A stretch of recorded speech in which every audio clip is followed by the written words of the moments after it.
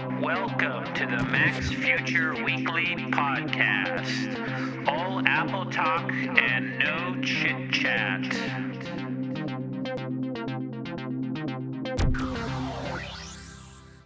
Okay, welcome to the Apple Podcast. This is episode 94, and this is Lex at maxfuture.com. And it's been a very interesting week in Apple news. Among other things, Apple announced its quarterly results for the fourth quarter ending September 2011. So remember, this is a chit-chat-free podcast about Apple, Apple news, Apple products, Apple things. And thanks for listening. Your support would be greatly appreciated by any sort of positive comments or ratings in iTunes, on the YouTube video feed, on Blip TV, or any other place. Thanks for listening. Okay, so there was all sorts of interesting Apple news this week. One of the more significant things that happened this week was that on the 18th, after the markets closed, Apple announced its quarterly results for the fiscal quarter ending in September 2011. So that's for the months of July, August, and September. And Apple did something that it hasn't done in a long time. Apple's revenue and profits were short of what analysts on Wall Street had predicted. Now, Apple's revenue and profits were not short of what Apple had given as guidance for the quarter. But the reason it was significant is that, I think for a crazy number of quarters, going back till 2004, Apple had not only beaten its own estimates, it had always beaten analysts' estimates. And analysts are basically, these people who work for various investment banks and financial services firms who try to guess what public companies' financial results, well, they don't guess, they do research. And they try to come up with a prediction for their clients and for the public as to how public companies will perform. But also the companies themselves usually give guidance before a fiscal quarter starts to the analysts and to the public. And Apple had given guidance. Now, here's the thing. Apple's profits and revenue were tremendous. In fact, it was the second biggest quarter in Apple's history, I think. I think only the quarter before was bigger. So Apple reported, let's see, how much did it report? Oh, here we go. Apple reported a quarterly revenue of $28.27 billion and a quarterly net profit of $6.62 billion, which comes to $7.05 per share. And now, compared to the same quarter the year before, Apple had, in the same quarter like last year, it had $20.34 billion in revenue and profit of $4.31 billion. So in other words, its profit last year was $4 billion and change, and this year for the same quarter was $6 billion and change. So most people would say that's tremendous because it's basically a 50% increase in profit, and the revenue went from like $20 billion and change to $28 billion and change. But the thing is, Wall Street had predicted a slightly higher profit and a slightly higher revenue. So as a result of that, Apple stock went down. It had been trading at a high of something like $424. And it went down to $380 in the aftermarket and then recovered at $400.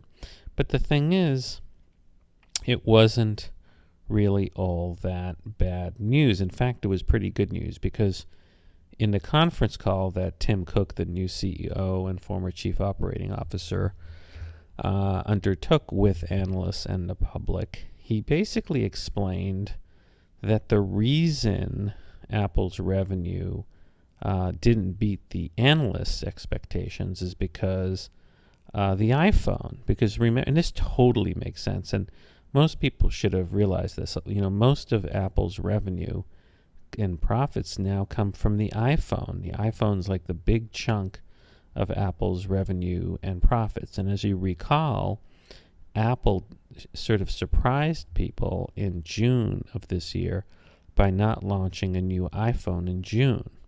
And that was a surprise because in all the prior years since the iPhone was launched in 2007, the iPhone would be updated in June.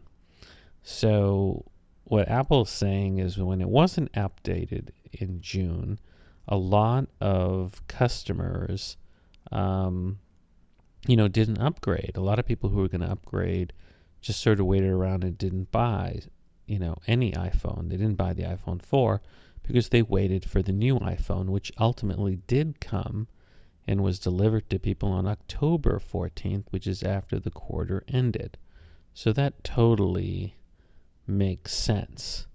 But what's really interesting is that Apple announced, what gave guidance on what it thinks it's going to make for this quarter. And, Apple's been selling crazy number of iPhone 4S's. And Apple basically said that it expects its fourth quarter earnings to be $9.3 per share, which is better than what Wall Street analysts are predicting of $9.03. And since Apple's generally conservative about giving guidance, a lot of people think that Apple's going to beat even that guidance. So that would be, a really big revenue, because basically Apple's predicting for the fourth quarter it would have revenue of $37 billion. So think about that. I mean, for the quarter that just ended, Apple, had revenue of $28 billion, and Apple's basically saying, no, it's going to make even $10 billion more than that in the quarter that includes the holidays and Christmas. So that's pretty impressive. Now, after it gives the results, Apple held a conference call where Tim Cook and Peter Oppenheimer, gave answers and talked about things with the press. And there was some interesting things in there. Among other things, they emphasized that China is a big part of Apple's revenue now, and particularly the retail stores outside of the United States. So that, that's very interesting, because basically Apple's going to become much more international, and its presence in China is going to be very, very critical to Apple's growth. And it makes sense. I mean, Apple's going to grow in the United States by being on Sprint, but it can grow even more in a country like China that's, massive. What's interesting is that in the last quarter, Apple opened a lot of new stores. Tim Cook said that, quote, we opened 30 new stores in the quarter, 21 of which were outside the United States. And it says here that they opened their first store in Hong Kong, and apparently this Hong Kong store joins their 5 other China stores as the highest traffic and among the highest revenue stores in the world. So that's kind of interesting. One other interesting thing is that Apple has added more to its cash hoard. And, I think now they have something like over 80 million in cash revenue and marketable securities, which is pretty impressive. And the question is, what is Apple going to do with all the cash that it has? Now, in the conference call, they sort of revealed that Apple has something like 2/3 of its cash is kept overseas. And they do that because, like a lot of American corporations, there's a tax incentive in not keeping your cash in the United States. And Apple and some other companies are sort of lobbying the government to let them bring the cash back into the United States without having to incur the tax penalty. So here's what they said. They said, turning to cash, our cash and short-term and long-term marketable securities totaled $81.6 billion at the end of the September quarter compared to $76.2 billion at the end of the June quarter. Now, it increased by $5.4 billion, but they say that this increase was a net of cash paid for the acquisition of the Nortel patents. So they would have actually even saved even more cash, but they used some of the cash to buy the Nortel patents and also settle the Nokia lawsuit. So, what are they going to do with the cash? Now, Tim Cook said, look, he's not sort of wedded into any theory of what to do with the cash. He's not saying he's going to do one thing or another. And so nobody knows what Apple's going to do. Some people were saying Apple should give out a dividend. Some people say that Apple should buy back stock. Some people say that they should, make a huge acquisition. But that's an enormous amount of cash and savings. And, at some point they're going to break $100 billion, which is, they could bail out the United States of America. They have so much cash. So, the big news is that they're going to, they really predict this massive fourth quarter. But they also said some other stuff that was interesting. They said, quote, we're thrilled to begin selling iPhone 4S and to bring iOS and iCloud to our customers this month. And, the other thing they mentioned is that their margin, the total company gross margin, was 40.3%, which is pretty massive. I mean, what that means is for every dollar of gross revenue, they make 40 cents profit. And that's tremendous. For, every dollar of sales, they're making 40 cents profit. So very impressive. So look, the bottom line is, it's kind of, bad that they missed the analyst expectations, but it totally makes sense. What happened was the analysts totally over-expected beyond what Apple's guidance was, and they didn't take into account that, the iPhone didn't really get upgraded till after the quarter ended. So that's what I think happened. But the bottom line is Apple's predicting massive growth for the next quarter. So I guess financially everything is very good with Apple right now. Okay, so one of the interesting things that came out this week was that Apple finally turned on iTunes Match on non-developer devices running iOS 5. So if you go into your music settings on the iPhone or iPad, actually I'm looking at appleinsider.com's website, you can see now above Shake to Shuffle there is a switch set iTunes Match, and if you put it on, you're prompted to log into your iTunes Match account. Now, what is iTunes Match? iTunes Match is this service that's going to be officially launched very soon, where for $25 a year, Apple will scan your iTunes library, and up to a limit of 25,000 songs, if they have those songs online, after scanning your iTunes library, they'll make those same songs available for you online to stream or download to your iOS device. And right now, you can still only get an iTunes Match account online right now if you're a developer. But you don't have to have a developer's device to have it then work on your iPhone or iPad. So I ended up, I have a developer's account, so I thought, I'll try this. So here's what I did. I went to my iTunes library, and the way you activate is well, first of all, you have to get like a version of iTunes on your Mac or Windows computer that is compatible with iTunes Match. And right now, Apple hasn't released any such iTunes program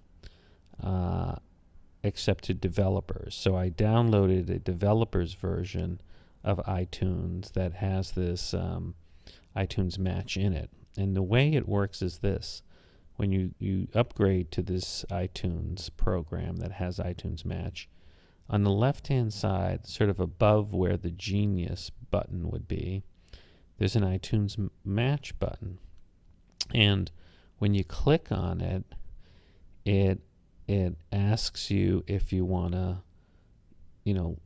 buy and create an iTunes Match account for $24.99 a year. And now, when I did it wouldn't allow me to create an iTunes Match account because I have more than 25,000 songs in my iTunes library.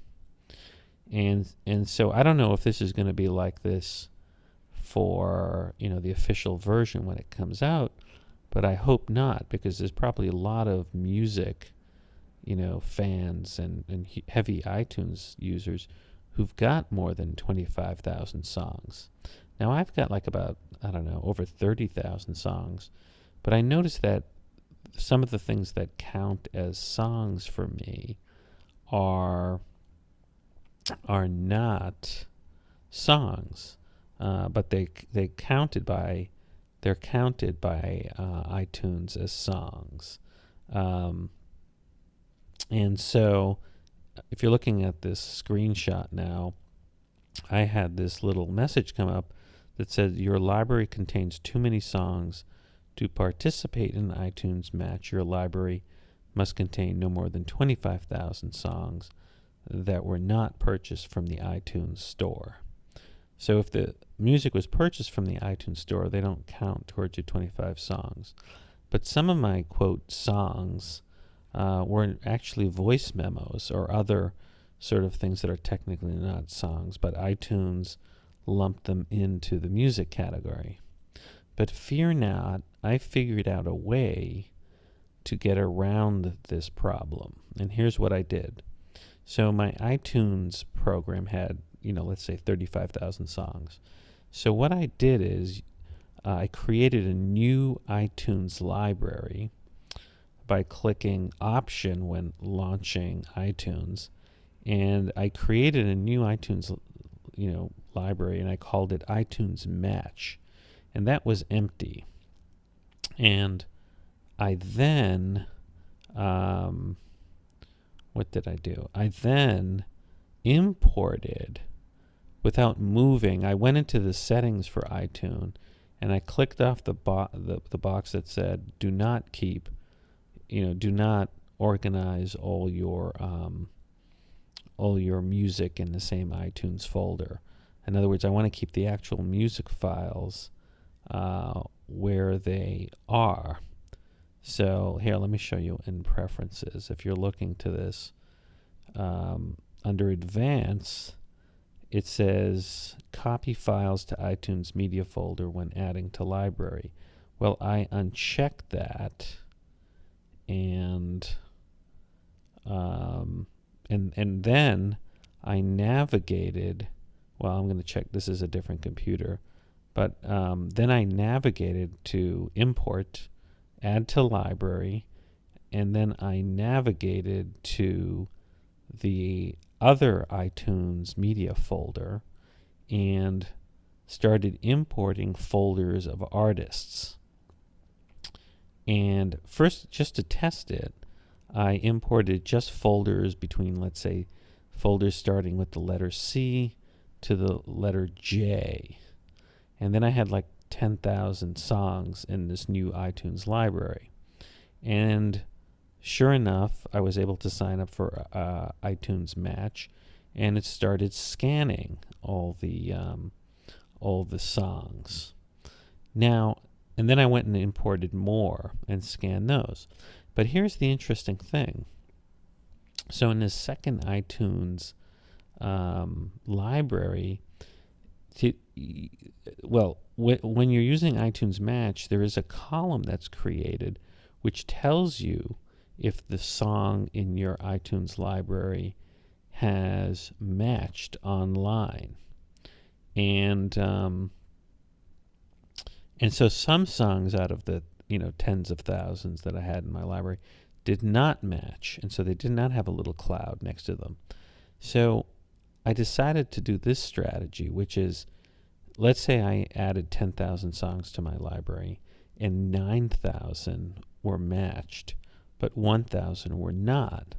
I decided to exclude that 1,000 that were not matched by iMatch from my iTunes library. That would free up space for additional songs to be added to the library to then be matched. So what I'm going to do is have two iTunes libraries. One that has all the music that is matched, and one that has my entire library. But it's not like I'm duplicating my files, because remember, all I'm doing is creating an iTunes library with metadata, because both libraries use the same files. So my workflow is I added like letters, C through J, and then K through T, and I'm almost done. And after I add a whole bunch, I delete out whatever wasn't matched by iTunes Match. And my goal is to try to get as much of my library that is matched in the matched version of iTunes Matched up to the 25,000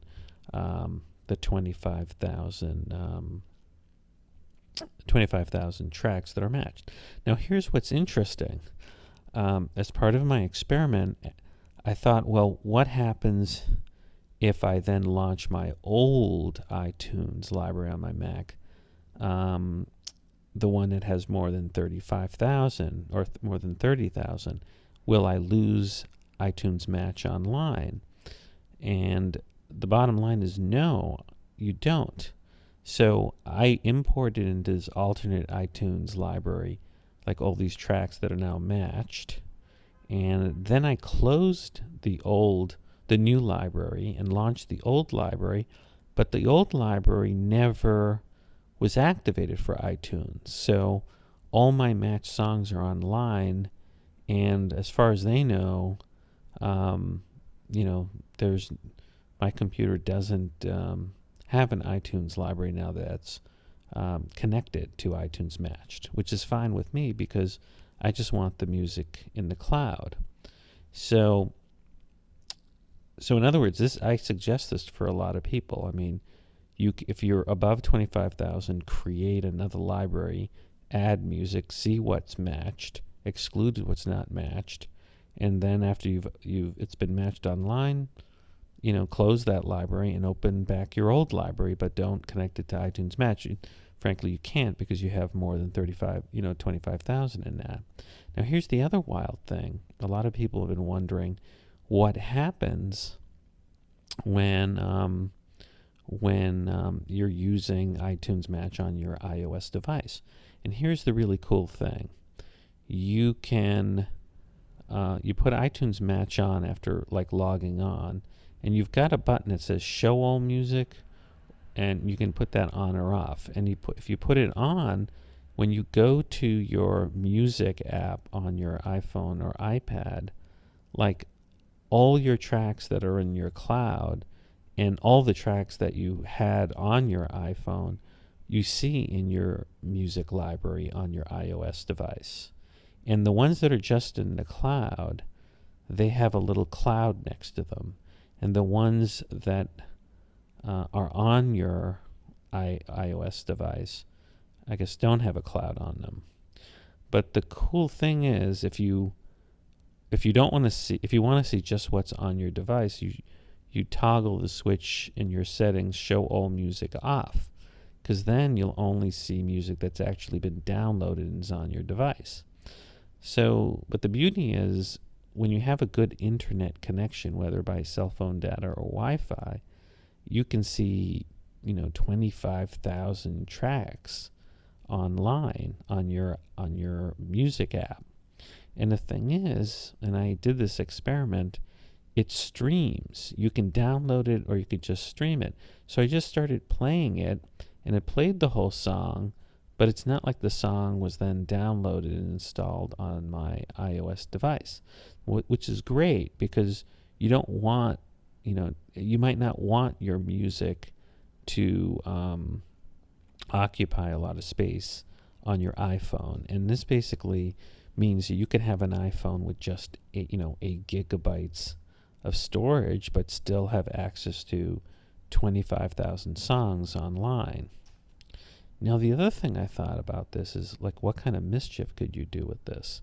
Because think about it, like, I could upload, not really upload, I could get 25,000 songs online through iTunes Match. And remember, all that's happening is Apple's scanning your iTunes library, seeing what music you have, and then telling you if it can match that music online. And it just makes this high caliber music available for you. But what if I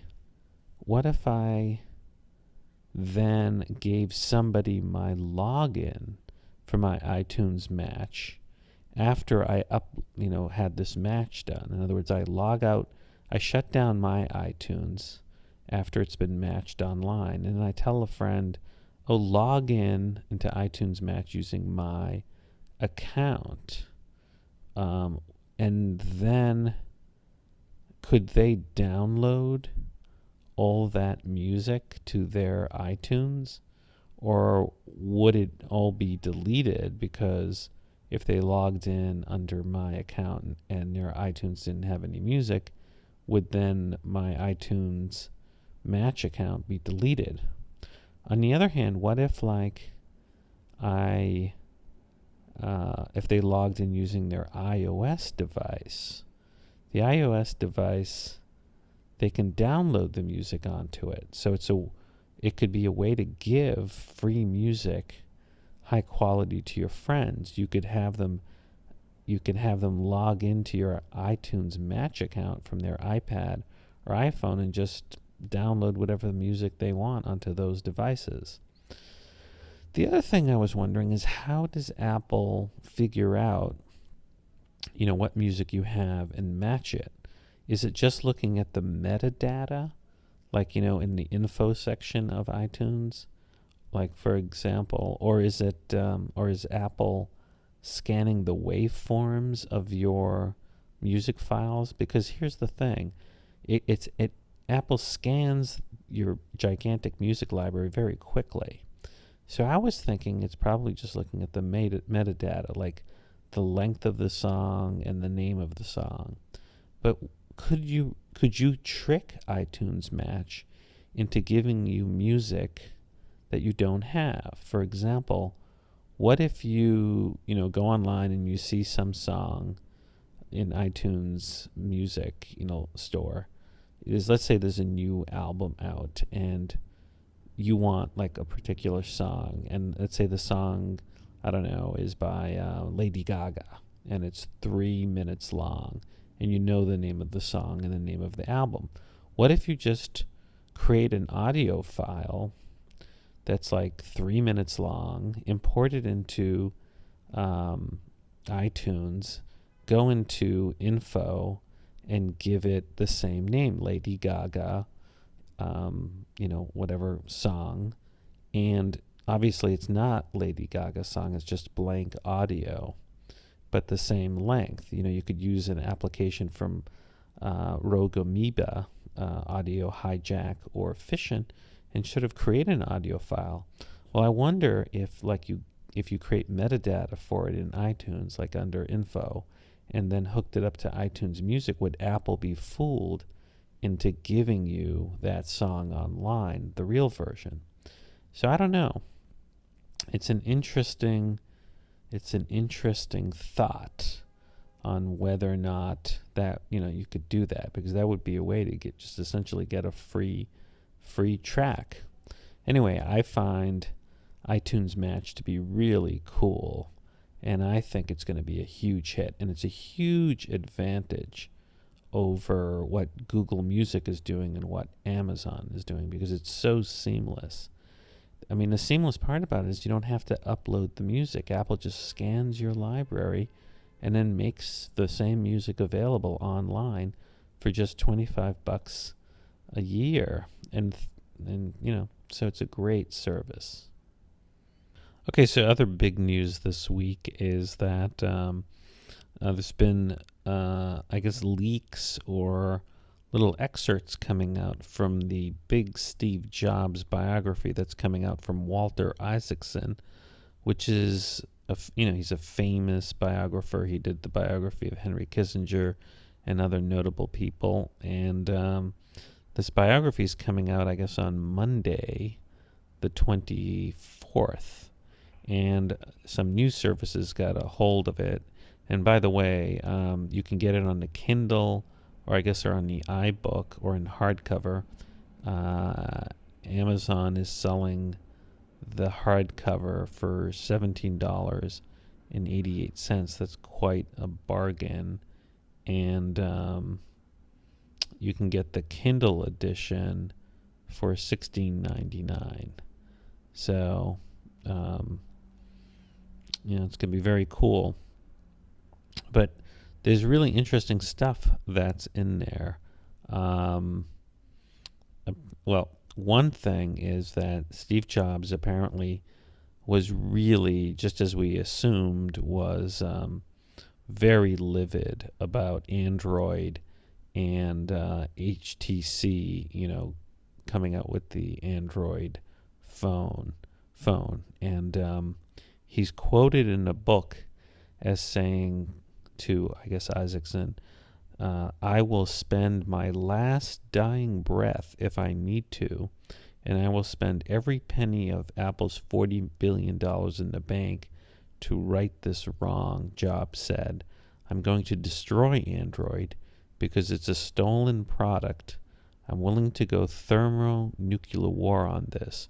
He told Google's Eric Schmidt, I don't want your money. If you offer me $5 billion, I don't want it.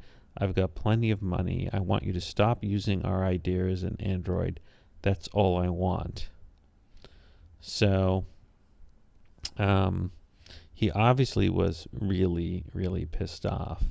And it's interesting because after Steve Jobs died, Eric Schmidt's been going around talking about what a great friend he was, and how there really was no animosity between them about Android. Remember, Google Schmidt was on Apple's board, and but the biography seems to counter that, and it looks like that Steve Jobs was really furious at Google and Eric Schmidt, and it sort of shows what's fueling the lawsuits that Apple has brought against the Android platform. So that's apparently in the book. Something else that's interesting in the book is that he confided back in the early days of Apple to CEO John Scully that he believed he would die young and therefore needed to accomplish very quickly in order to make his mark in Silicon Valley history. He's quoted as saying, "We all have a short period of time on this earth," he told Scully, and, quote, "we probably only have the opportunity to do a few things really great and do them well. None of us has any idea how long we're going to be here, nor do I, but my feeling is I've got to accomplish a lot of these things while I'm young." So, one sad thing here is that Steve Jobs, he might not have died so young of cancer if he acted quicker. So he was diagnosed, I guess, with pancreatic cancer in 2004, and it was a treatable form of pancreatic cancer.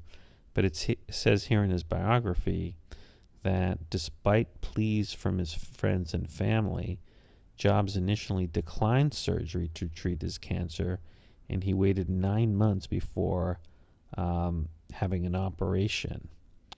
And apparently,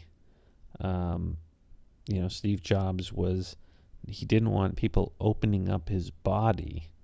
And, I guess his whole family was pushing him to have the surgery.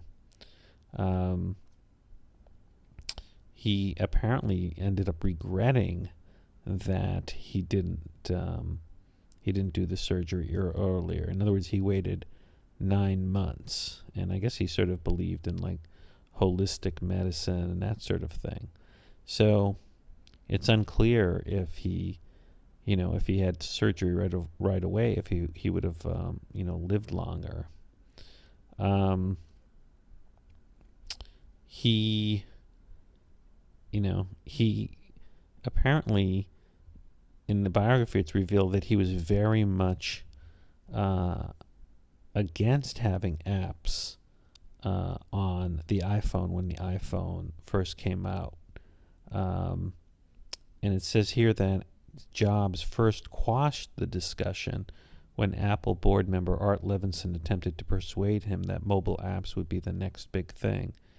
And it says here, Apple board member Art Levinson told Isaacson that he phoned Jobs half a dozen times to lobby for the potential of the apps, but according to Isaacson, Jobs at first quashed the discussion, partly because he felt his team did not have the bandwidth to figure out all the complexities that would be involved in policing third-party app developers. So isn't that fascinating? Because the app store on the iPhone and the iPad is really such a big part of that business.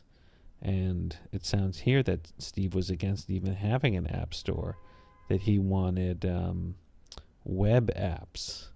So that's quite a change. What else? It says here that in his early days he experimented with LSD. And he also went to India. And, it seems that those experiences sort of affected his whole life and his whole outlook. So he said that, Jobs said that, quote, LSD reinforced my sense of what was important, creating great things instead of making money, putting things back into the stream of history and of human consciousness as much as I could. So, look, the biography is going to come out on Monday, and I'm sure everyone's going to be like citing even more excerpts from it. And, I, for one, am definitely looking forward to it. It's going to be very cool. Now, according to the Washington Post, another excerpt in Isaacson's book concerns the Apple TV. And it indicates that Steve Jobs may have, quote, finally cracked it. In other words, figured out a way to have a true Apple TV with a monitor that would just, totally destroy the way television is now and create a huge market. And maybe he figured it out. But according to the biography that Isaacson wrote, he said he very much wanted to do for television sets what he had done for computers, music players, and phones, make them simple and elegant. Isaacson said, quote, Jobs said, I'd like to create an integrated television set that is completely easy to use. Well, that's what Isaacson said Jobs told him. It would be seamlessly synced with all your devices and with iCloud. No longer would users have to fiddle with complex remotes for DVDs and cable channels. It will have the simplest user interface you could imagine. I finally cracked it, end quote. So people on the internet are trying to figure out what did Steve Jobs mean by that? What did he crack? Maybe there are plans that Apple has. And there is a clue here that it could be because of iCloud. But the thing with iCloud is, people really need fast internet connections. And you need the cable companies, and Verizon, Fios, that provides the fast internet connections to go along with this plan. Because I could see the cable companies throttling Apple. If Apple, let's say Apple came out with the TV that connected through high-speed internet and got all sorts of TV content from people who produce it and not from the cable companies. Well, the cable companies might get really annoyed that their high-speed internet is being used to destroy their cable television business, and they may cut it off. So it'll be interesting to see. I'm sure Apple's going to reveal something, more ambitious about the Apple TV very soon. Okay, so this week Apple finally aired its first television advertisement for the iPhone 4S, involving, I guess, the Siri app, and it's pretty cool. It it shows somebody running and talking, and Siri's very cool. I found 3 locksmiths fairly close to you. Say hello to the most amazing iPhone yet. So I gotta tell you, Siri truly is amazing, and so I think this ad's gonna really capture people. Now this week I really did play a lot with the Siri function on the iPhone 4S, and it's really cool, and I really think it's sort of capturing everyone's imagination. And let me just recap what it is. It's only available on the iPhone 4S. And it could be because of the hardware on the iPhone 4S, or because Apple wants to sort of limit Siri because it's in beta, because they want to see, if its servers get overwhelmed. And so basically it works with the cloud. So for Siri or the voice dictation on the iPhone 4S, you need an internet connection. And when there's a weak internet connection, like AT&T 3G connection where I work is pretty bad, Siri sometimes doesn't work. But when it does work, it's truly amazing, because with Siri, you talk to your iPhone, you press the home button, and the Siri button pops up, and this female Siri voice can take instructions from you and talks back to you and answers you. So it's almost like this person that you're talking to. Now the other thing is, the keyboard in the iPhone 4S has a little microphone next to it. And anytime you have a text field, if you press the microphone, you can dictate. And the dictation is tremendous. And you can really just, it's the best dictation I have ever seen. You can just talk to your iPhone and dictate into any area that there's text information. Now, I guess various people on the internet are posting all the fun things you can do with, Siri, but also the capabilities of the dictation.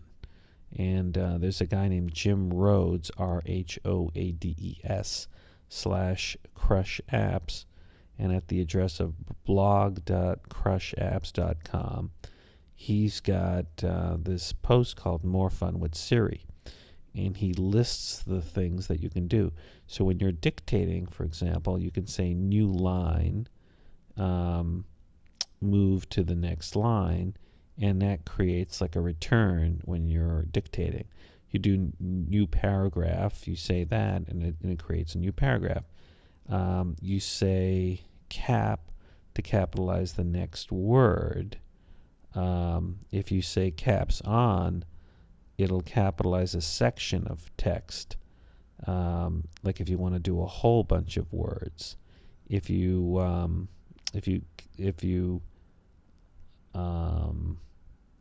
say all caps, it'll make the next word all uppercase. If you say all caps on, it'll make part of what you say uppercase.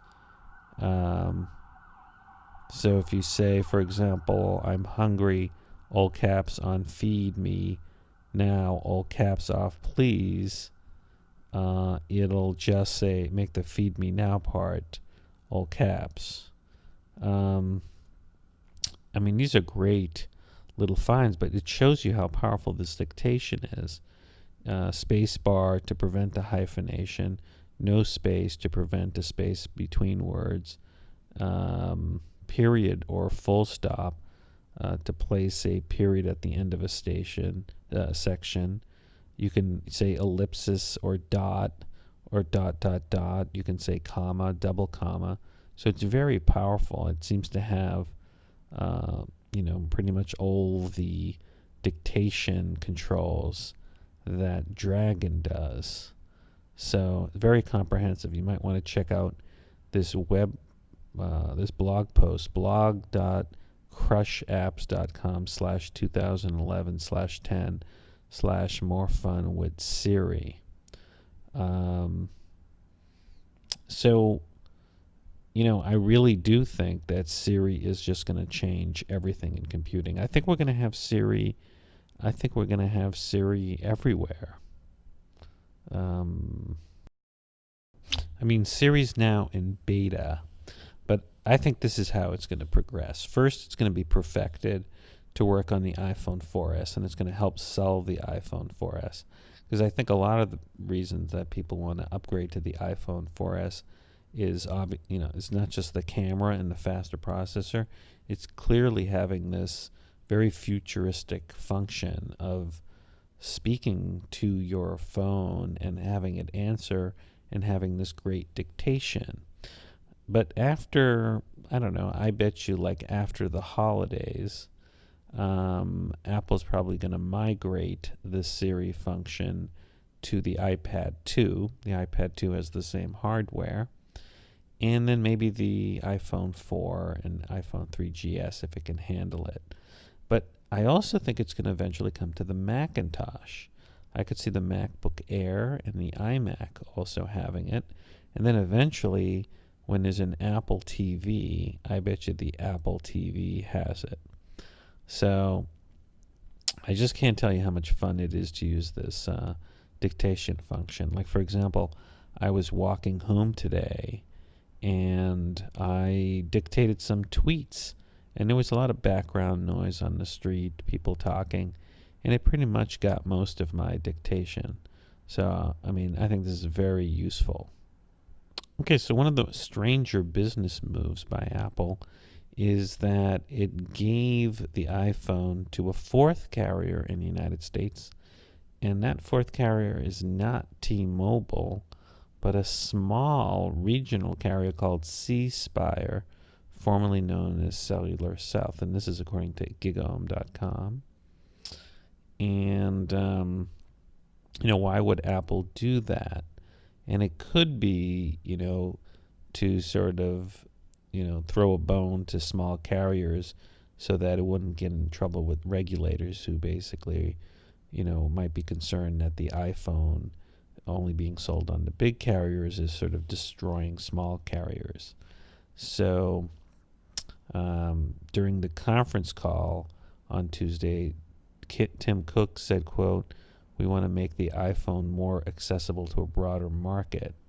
So maybe, getting on C-Mobile, C-Spire, which is, I guess, in Memphis or in the South, maybe that's part of the business strategy. So anyways, I thought that was interesting. Maybe it's going to come to T-Mobile if the merger between AT&T and T-Mobile goes through.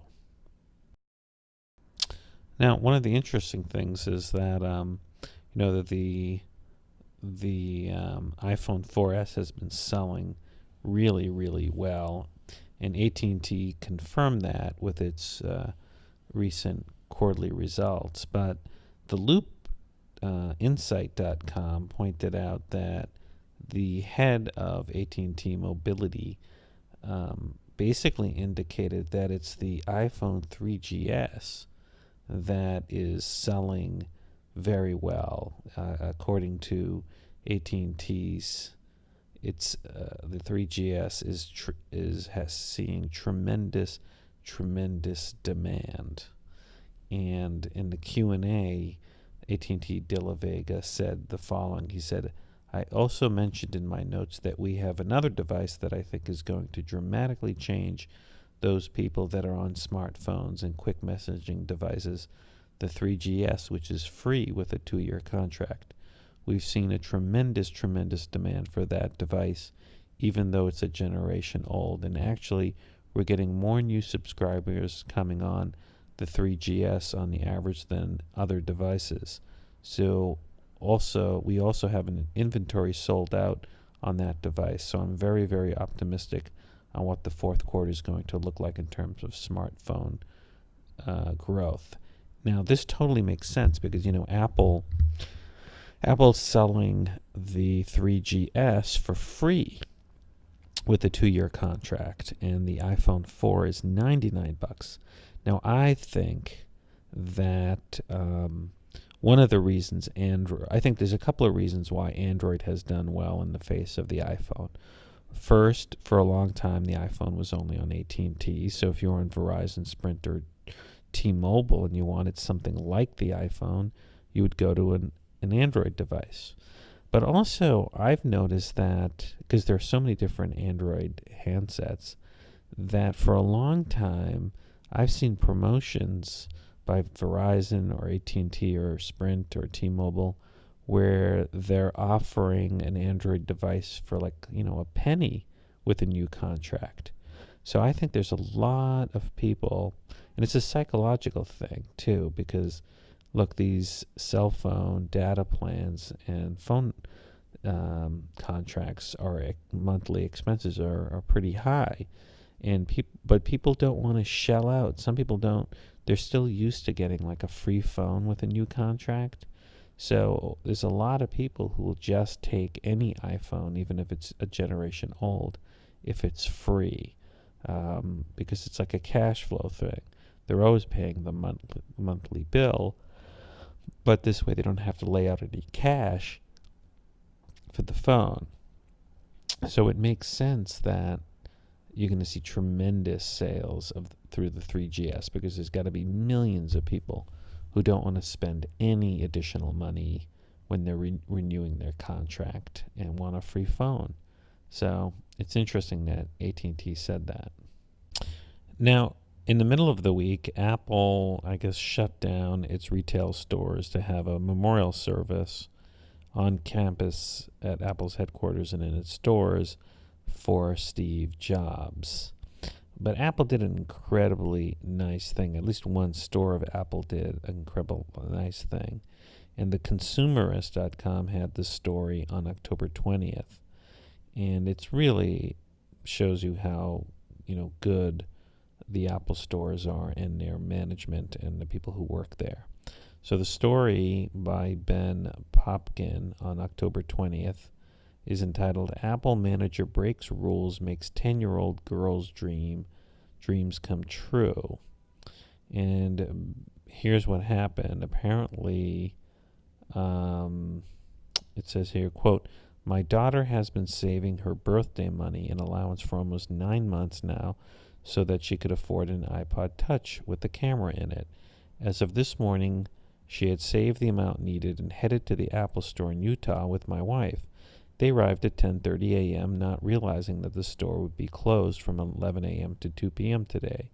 As they approached the store, 2 friendly Apple employees greeted them and said they were sorry, but they were closed. My wife pointed my daughter, who has a mason jar full of cash in her arms, and explained why they were there, and also pointed out that it was not quite 11 a.m. yet. They again said they were sorry, but they couldn't let them in. My wife and daughter were sad, but understood and made their way to another store in the mall.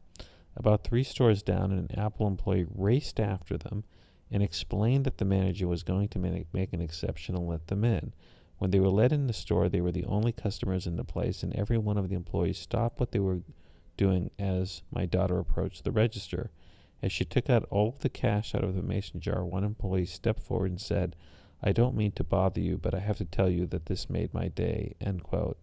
After the transaction has been made and my daughter and wife were on their way out, the store manager raised his voice and said to all the employees, quote, "Everyone, please give redacted a round of applause for saving her money and buying an iPod today." And then it goes on to say, my daughter was caught a little off guard by the situation, by the attention, and waved goodbye, then called me with the story. Nice work, Apple, Matt. So that's a really nice story, of customer service, and, it just shows you why the experience is so good at these retail stores. Okay, so this last story comes from 9to5mac.com. Now, if you're into cool gadgets and maybe toys for the holidays, you might want to check out something called the Cobra Eye helicopter, which is a helicopter that you can control with your iPhone. And it costs $69.99. And there's a little bit of a video here that I guess we could watch. And it's pretty cheap. But basically, it's a little plastic helicopter that you can fly around your home, and you control it using an iPhone app, and it looks very cool. I guess you could shoot little missiles. It has 2 missiles that you can take out targets over 6 feet away. So I could see this as a cool holiday gift. The video, makes it look like a lot of fun. So I guess there's an older version of the helicopter for $50 without the missiles. So the link is to 9to5Mac. They have a video of it. Very cool. Okay, well, thanks for listening to the Apple Podcast. This has been another interesting week in Apple news and Apple things. Today is Friday, October 21st. Thanks for listening, and you can check out the video version of this podcast. It has screenshots on YouTube or Blip TV. And, of course, the podcast itself, the audio version, is in iTunes. Also, there's a video version of this under Apple Things on iTunes. Thanks for listening, and see you next week.